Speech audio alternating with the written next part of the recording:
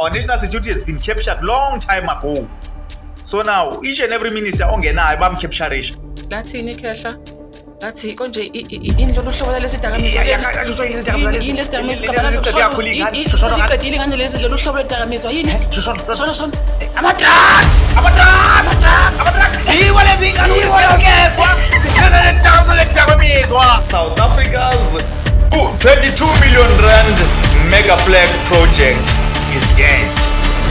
then yena emva kwaloko maqhamuka igama lakhe uyehleleka. Njalo Agrithi owacula ngendaba ebusasa wakhuluma uAgrithi wakhuluma kwalindeleka wa-implicate ngisho iboss yakhe uGavin Watson. Umndeni bathi bayawu-interview umndeni wathi asifuni ngisho ukukhuluma wakatholakala umndeni ukuphawula. Tell me ukuthi awekho yini ama-similarities between these two?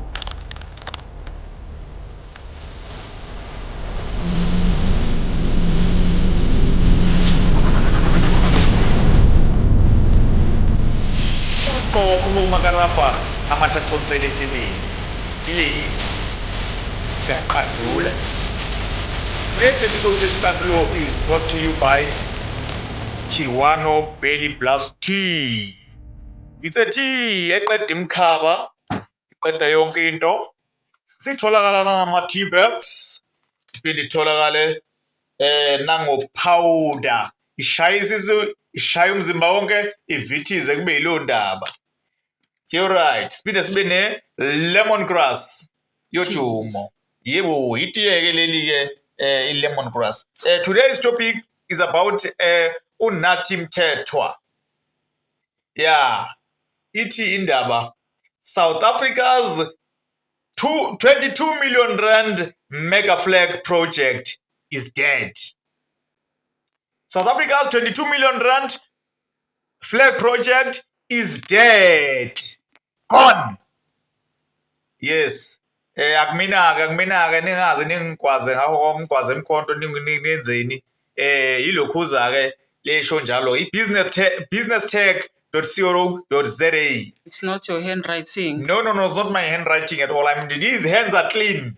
Washo njalo commissioner wakudala uMaphoyisa uJengiselebi wathi these hands are clean. Okay, all right. Le article yangomhla ka-9 September 2022. Asazi-ke why kuba khona i-coincidence between these things. Kuzwakala ukuthi ubaba uNathi Mthethwa uziphonsile noma uwile efletini 22 shono nithini 22 Stories. Yeah, 22 story. Yeah, kodwa vele kuyaqhubeka kuyaphezulu kodwa yena-ke ube ku-22nd story noma yini lezo zinto lezo. Allegedly uziphosile. Allegedly uwile noma uyiphonsile. Kusho njalo. So hayi ima wait. Ngimile. Uyabo manje siphethe u-22 million rand, siphethe uye 2022, siphethe u-22 westory afele kuwona. Why? Kwaba u-22 konke. Aish. Angazi. Bathini? Bathi two shots aribyalo. Aribyalo. Two shots aribyalo. Two shots aribyalo. Usponsi. Hayibo. Two shots aribyalo. Two shots. Who's two shots? Hey. If you know, you know. If you know, you know. Two shots aribyalo. Seqileke thina esinazi. Allegedly unakusathini. Usponsi. Impa. Who allegedly he jumped. So we don't know which is which. Okay, all right. Na indaba ke Emmanuel Nkosinathi Mthethwa, the South African ambassador to France and former cabinet minister, was found dead in Paris on September 20th, 2025 at the age of 58. French authorities are investigating the circumstances of his death, which occurred outside a hotel. Okay. Mthethwa's wife reported him missing to authorities after receiving a worrying message from him on September 29th. His body was discovered outside the Hyatt Regency Hotel, where he had reserved a room on the 22nd floor. A security window on that flat was reportedly forced open. Yeah? Okay. South Africa's Department of International Relations and Cooperation, which is DECO, confirmed his death on September 30th, stating that French authorities were investigating. President Cyril Ramaphosa expressed deep grief over Mthethwa's passing and extended his condolences to the family. Before his diplomatic posting, Mthethwa had a long and prominent career in South African politics, holding several ministerial positions. He was appointed ambassador to France in December 2023. He was only 1 year play post by ambassador. A role that also included being South Africa's permanent representative to UNESCO. He served as Minister of Police from 2009 to 2014 and Minister of Safety and Security from 2008 to 2009. His tenure as Police Minister was controversial, and his name was mentioned in the State Capture Commission regarding alleged corruption involving crime intelligence funds. From 2014 to 2019, he served as a Minister of Arts and Culture. From 2019 to 2023, he led the newly combined portfolio as Minister of Sports, Arts and Culture. During this time, he faced public criticism over proposed 22 million rand national flag project that later died. Okay. A senior member of the African National Congress, which is the ANC, Mthethwa served as the party's National Executive Committee and National Working Committee, NEC.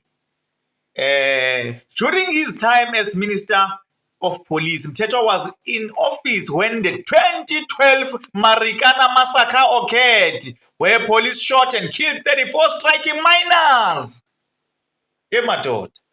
Hey, he was implicated at the Madlanga Commission and Zondo Commission for alleged political interference and corruption related to crime intelligence funds during the administration of former President Jacob Zuma. Silanda ngentambo zolwembu esikutholayo lana ukuthi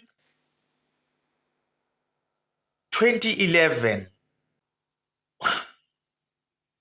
uLieutenant General Mkhwanazi wayeyi-temporary commissioner yamaphoyisa eSouth Africa engenele uBheki icele because of being implicated kwithenda leliya lamabhilidi. Wangena uMkhwanazi and uMkhwanazi wakhala kakhulu-ke nge-interference yama-politicians.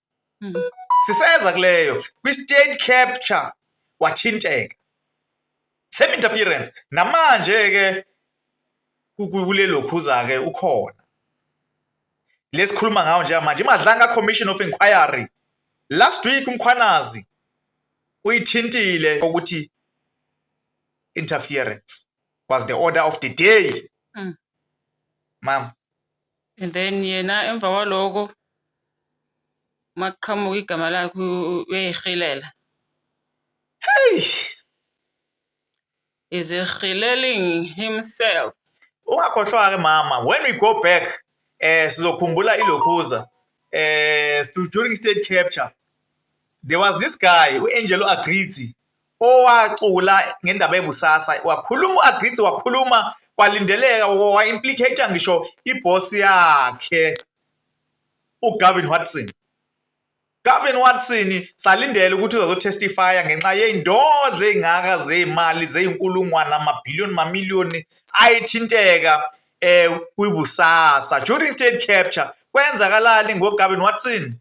Washayisa imoto washonela eduze kwase-airport elokhuzeni OR Tambo, washaya ibridge. Emva kwalapho kwathinta umndeni ayom-identifya le esele emakhazeni. Isini yashesha yaklerishwa early ukuthi angabonakali umfo kaWatson. Umndeni wayombheka le. After that umndeni bathi bayawu-interview, umndeni wathi asifuni ngisho ukukhuluma. Wangatholakala umndeni ukuphawula. Tell me-ke ukuthi-ke awekho yini ama-similarities between these two, because Agrizi wayekhulume too much ngoGavin Watson kwi-state capture indaba sebusasa nendodla zezimali ezingaka kuthiwa zayingena kuyena egwazelwa for amathenda nani zonke lezi zinto zikahulumeni. This time nathi Mthethwa hey konke manje lenkunzi le iyayiphonsa isponsa from inside the room, hey inside ihotela. Like, I'm trying to make sense of the situation. Kuthiwa iwindi was forcefully opened. Yebo. So if mina ngirente ihotela, and I'm pretty sure the hotel was expensive, Yebo. it wasn't just a hotel, it was a 5-star hotel. Exactly, 5-star kusho njalo impela. So I believe a 5-star hotel has well-functioning windows. So there's no way he could be in a situation whereby he has to forcefully open the window because the window was malfunctioning. There's no way. There's no way. So I'm sure with our windows are perfect. So why would you decide to throw yourself off the window and then you forcefully open the window? Why was the window forcefully open? It doesn't make sense. Why? Like, why kumele asalivule kabuhlungu kanjalo? Akumelanga nje avesana avule iwindi ayiphonse. Yini emenza avule iwindi forcefully? No, uyabona kule nto lena bavulela ukuthi nawe ozocabanga ukuthi they kusho ukuthi kukhona abantu abamjikijele benzela ukuthi nawe ikwazi ukuvuleleka indlela yakho uma ucabanga ukuthi mhlawumbe kukhona abantu abavule ngenkani bamjikijele. Yabo. Angithi they're opening a room for ukuthi mawufuna nawe ufaka eyakho case ukuthi maybe bamphonsile ukuthi hayi uyazi ngenzeka kube njalo ngoba phela ukuthi iwindi livulwe ngenkani.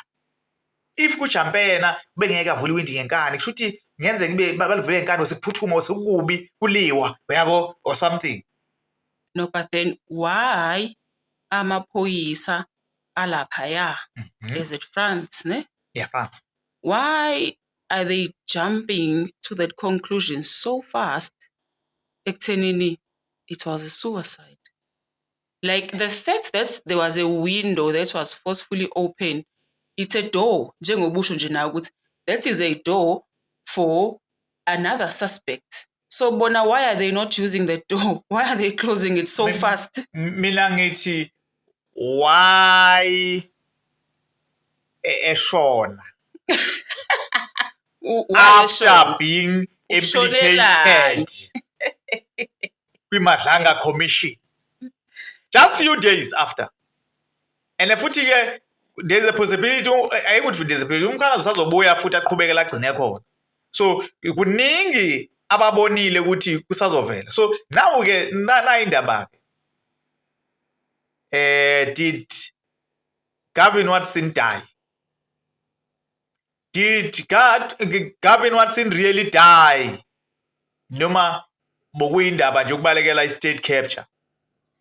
Did Nathi Mthethwa die? Or Nathi Mthethwa uzophila umunye umuntu weFrance? Let's wait and see ukuthi ibhokisi lakhe uzobonwa yini. Or maybe ngiboni uzobonwa. Uzothi uzobonwa umndeni kuphela. What if uzongcwatshwa eFrance? Okay, kodwa sibike sibone ukuthi uNathi uzobonwa yini. If ebonwa we don't know, but kuyothiwa ngenzeka kuthiwa ke no ulimele kabuhlungu akasakwazi kubonakala only family ekwazi just ukuthi bamrecognize ukuthi uye ngempela.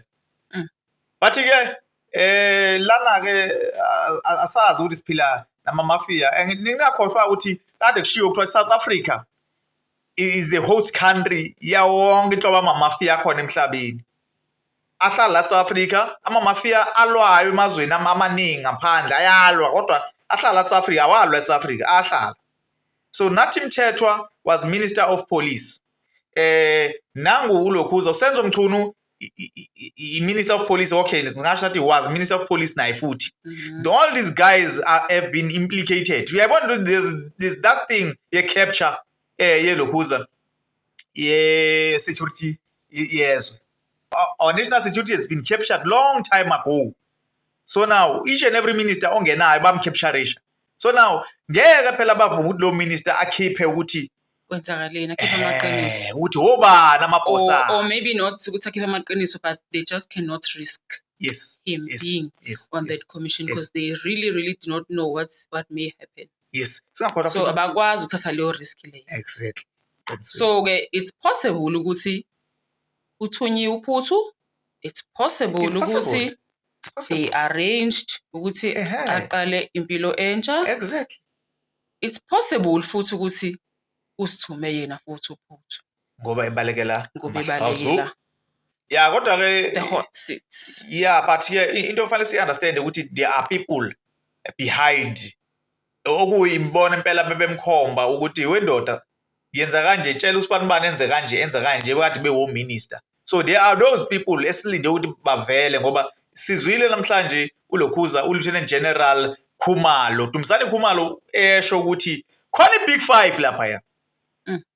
Big 5 thina simbonile umfoko kaMawumela, sibabonile oKhet Matlala, sibabonile oBrown Mkhotsi, siyababona bayavela kodwa bakule Big 5 and futhi ke masithi siyabheka bonke laba bantu into ebalinkayo bonke izidakamizwa, ama-drugs,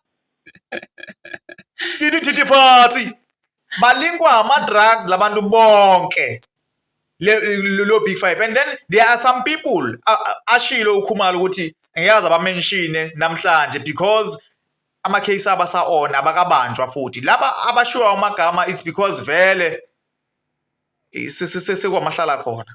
Lathini ikhehla? Lathi konje indlolo uhlobo lalesi dakamizwa iqedile ngane lezi lolu hlobo lwedakamizwa yini? Shona ama-drugs Yiwo lezi ngane uzikezwa ledakamizwa.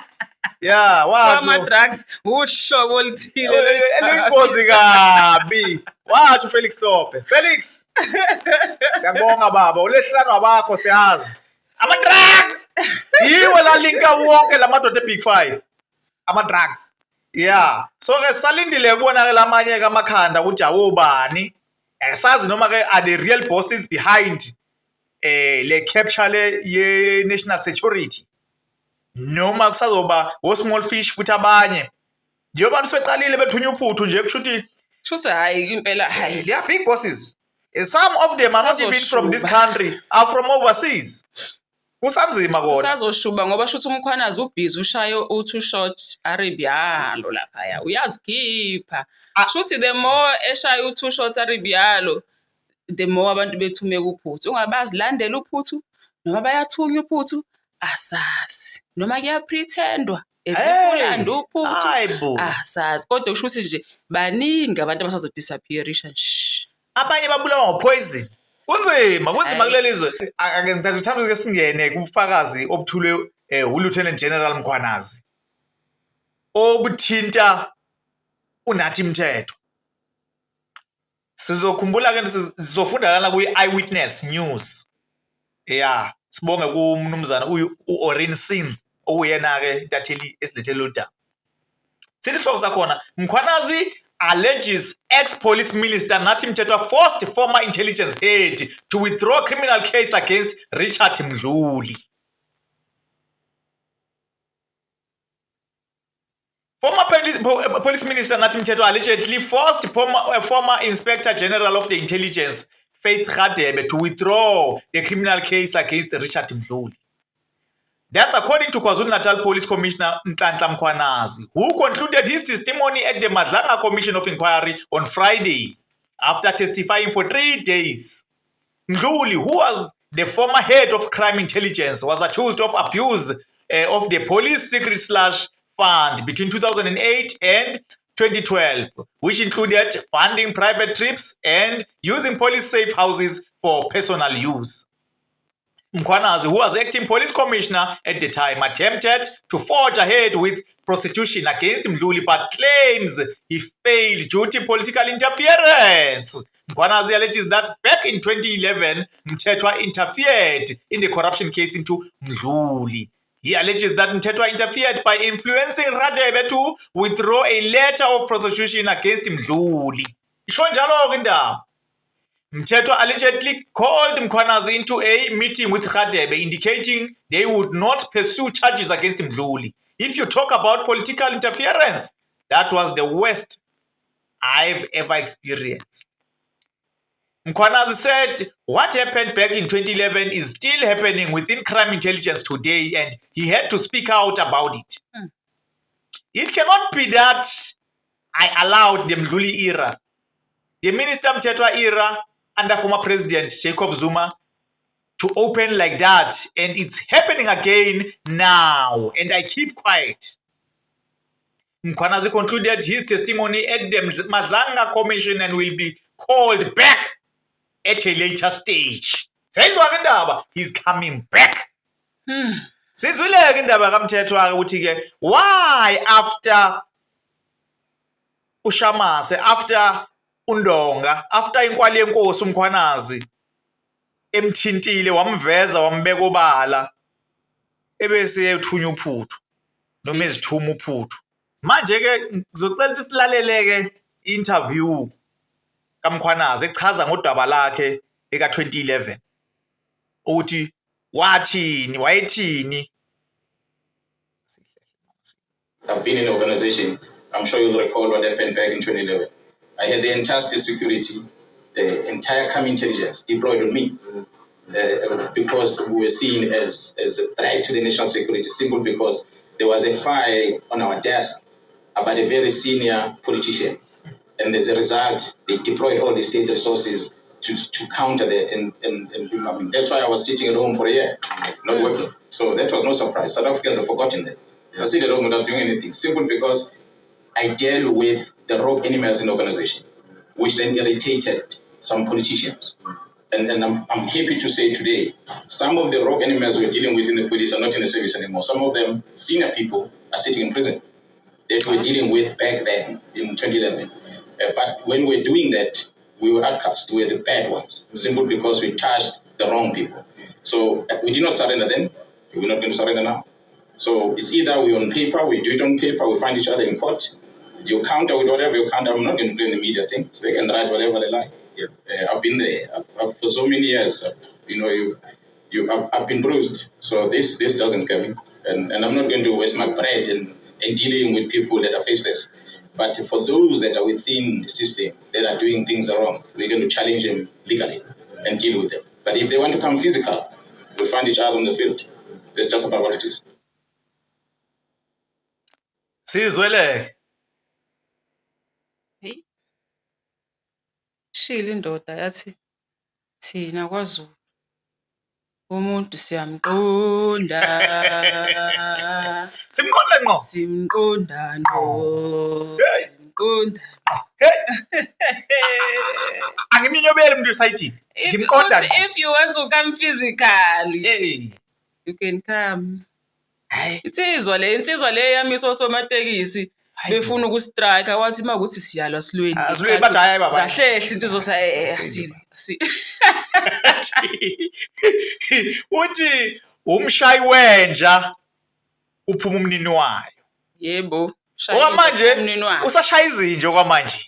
Manje izinja ziginqika zidla uphuthu. Manje inkinga ezayithunya uphuthu bengakafika abanikazi bazo. Abavezi fika abanikazi bazo manje. Hayi lento pheli kanje uma uzoshaya inja ethandwayo uzophuma umnikazi wayo. Kodwa uma uzoshaya inja vele inja vele. Awusho umgodoyi. Ayibo isingabiza abantu umgodoyi. Cha abantu izinja. Cha. Izinja. Shaya izinja. So uma uzoshaya inja vele eyinja kulowo muntu loyo oyibona njengenja akazophuma. Kunalokho uzovizana ayiqedelele engavelile ngisho ukuvela. Umkhanqana. Avisane nje ayiqedelele aqhubeka ayicashele incanga. Shuthi sorry yebafethu ngoba shuthi kusazosho. Shuthi lona lo efana ayinuka amakhwapha ukuthi nginja ethandwayo. Yabo lezi nja lezi kuthiwa ingane, my baby. Are you that type of a dog inje kuthiwa ingane noma uyinja enje ethi hoof hoof? Ezehlala ekhwameni. Mawuyilento ethi hoof hoof uzoqedelwa mfana. Uzoqedelelwa mfana. Kodwa mawuyilenja le eyibaby uzophuma umnikazi. Iwosho sha chihuahua. Uzophuma umnikazi. Sazinukeke ikhwapha ke ukuthi manje uyiphi lapha ya inja wena. Manje ungathi ubani amachihuahua mobheke. Awakaveli phela mhlamba sazovela. Cha phela amachihuahua lezi nje ezincane lezi ezithandwa abanikazi. Sazi. Kodwa lo hayi Nkosi yami ngazi ukuthi Okay. No. What if usaqhubeka aphaphile eFrance esewumunye umuntu? Yosho mhlawumbe ngabe uyichiwawa. Ese-French national. Phela Exactly. ukube uyichiwawa ngabe aphumile nje. Angithi kuthiwa ushaya inja, umnikazi wayaphuma. Hayi phela bahlamphe kakhulu. Baphuma ngendlela engafani. Uyaphuma ngokuyithatha uyicashisa inja yakho. Bahlamphe kakhulu. Bakhona kusho ukuthi umnikazi waqhamuka ngendlela ehlamphe kakhulu. Qhamuka ngenye indlela ehlaniphile ngokuthi aqoshe inja yakhe ayicashise. Ingazi zilimala. Ayishintshe ayifake i-plastic surgery Michael Jackson. Oh, hayi. Mhlawumbe kungenzeka ukuthi belokho-ke mhlawumbe umkhwanazi pheleni ulindele ukuthi uzophuma literal umnikazi kanti hayi umnikazi uzomana adonsa umlenze njengalamafilimu la ukuthi upartner sedutsheliwe sephansi bese uqhamuka ngala eceleni umhudule nje just ukuthi umsave bangamqedeli. Manje into engiyibukayo mina umkhwanazi ushaya izinja bese iqhamuka amakati ngoba phela uyishayela izinja sayitshela ukuthi amakati awazwani nezinja. Sathi sibona kwaqhamuka ama-politician ase-defender esaselwa nomkhwanazi. Politicians. Usuku nosuku-ke nje meke nje kwakhona akukhiphayo kusuke kuzobe khona umuntu ozoqhamuka njena adefenda futhi into engihlekisayo ngabo bonke mase bedefenda akekho calm. Nobody's ever calm from all of them. Bonke baqhamuka sebetatazela. Omunye I mean I didn't uthenda omunye I didn't do it. I didn't. Hey. Hayi. Nkulunkulu. Hayi besana ubona ukuthi abona ke abantu bebetatazela baze bethi I didn't did it. Hayi sokushubeka kakhulu lapho. Besonakele kakhulu. Baqhamuka koPaulo Sullivan bathi banamalokhu banobufakazi banani ubuphi loyo ke indaba yakhe angiyingeni ke nje loyo nje. Wathi umkhwanazi lalelako noSullivan. Ngifuna 5 million defamation of character. Sure. Ya umsebenzi wakhe vele loyo. Umkhwanazi phela ukho konke. Ukulokhuza nje uqeda i-character yomuntu nje ayingcolisa. Kuphele kanjalo kodwa akakaze aqhamuke nama-proof azo zonke lezo zinto. Uyatshala nje atshale nakuma media, atshale nje konke ukungcola kwakhe ngomuntu umuntu agcine engcolile ngempela kodwa without any proof. Abantu bakhe abasuspect abangcolisayo abanama case, ababoshwa, akukho ubufakazi, ukungcolisa nje. Umsebenzi wakhe nje ukungcolisa. Angithi phela manje le media le bayisebenzisa kakhulu ngoba vele nayo ama-bosses ayo iyasebenziseka somewhere somehow khona lezothinteka iyasebenziseka somewhere somehow athinteka ngasagodla ukuthiwa leya boss ekathinteka ku-step capture media thizeni ngesisho eyabizwa state capture yangaya athi ngeziye lapha enebala elimhlophe ayizange ziboshwe yagcina ngayanga futhi yasho athi ngeziye lapha bakhona ke indoda yakithi emnyama eyathi mama mayithithi zama ugoloza wathi wayiboshwa ubone ukuthi ke kuthiwa ke umthetho uyalingana kubantu kuthiwa our country siyalingana ezweni but it seems as if there is a color which is far superior than the other which means there are people who are more equal than others. Yeah namanje ke kungenzeka kuhambe kube khona oqhamuka okuncane kubo laba bemedia. Ngiyazibuza ukuthi kube kuthiwa le information iqhamuke nomkhwanazi iqhamuke ngomuntu okama ngezandla. I-commission bezovulwa yini? Ngeke. Bezobisana nje kuthi arrest. Ngabe bonke baphakathi. Kodwa ngoba iqhamuke nomuntu omnyama kuvula ama-commission kumoshwe izimali kuyaleke. Uze kuresign ngisho bona commission qobo lwa commissioner nanga commissioner Mutawu usulile. Enye into ebuhlungu bakhola ama-million. Le commission le I feel like it's a tactic to see ukuthi mkhwanazi imapha amakhadi onawo. Awusikhombisa amakhadi akho onawo uwabeke ubala ukuze sheshe sisolve o-X njengoba sebewusolvile nje u-X umthetho. Ayithi yabo wena mkhwanazi veza amakhadi akho wabeke ubala waphila njengamanje akuboshwa umuntu usaxoxwa nje njengoba uxoxwa nje ukhipha wonke amakhadi akho wandlala etafuleni ukhipha bonke ubufakazi bakho umdlala etafuleni ukuze thina phela sibone ukuthi ngempela usibambile akusekho kuya ndawo la. Hayi asimane sithi, asimane senze kanje, asimane. By the time kuyiwa enkantolo bonke labo fakazi bobe sebethunywa uphuthu noma bobe sebeshintshwa amagama sebehlala phesheya sekuthiwa bafile bengafile sekuthiwa ke lapho ke hayi ke halala akusekho esokwenza. lafeli. Kuzomoshwa nje lana akukho into esile ezophuma kule commission. Le commission izosiza laba ukuthi basheshe baqoqe fast bakline fast. Ngisho ngathi unakho kukhona okubhaliwe kuphansi. Kuyoboshwa bani sebefile bonke noma sebedukile bonke noma sebecashisiwe bonke. Ba uzoboshwa. Ngithi nangu manje ufile phecelezi. Ayinango Whatever le yenzeke kuyena esingenabe singabi nayo isho kodwa kuthiwa ufile. uyathinteka na ku CR7 CR17 lo muntu akasekho. Nangu noMabuza sanda wahamba David Mabuza eMpumalanga naye ku CR17 ubethinteka. Ngiyabona. Bayahamba By the time ifike enkantolo ke bekhona ba. Umkhanazi yedwa. kube miyethu. Then what is the use? Maye uthi obusaphila. Because abantu abalapha phezulu abacashile basazo recruit abanye abantu abafresh. Phinde futhi umshikashika wabo uqhubeke. Siyashibilika shibirishi. Danko.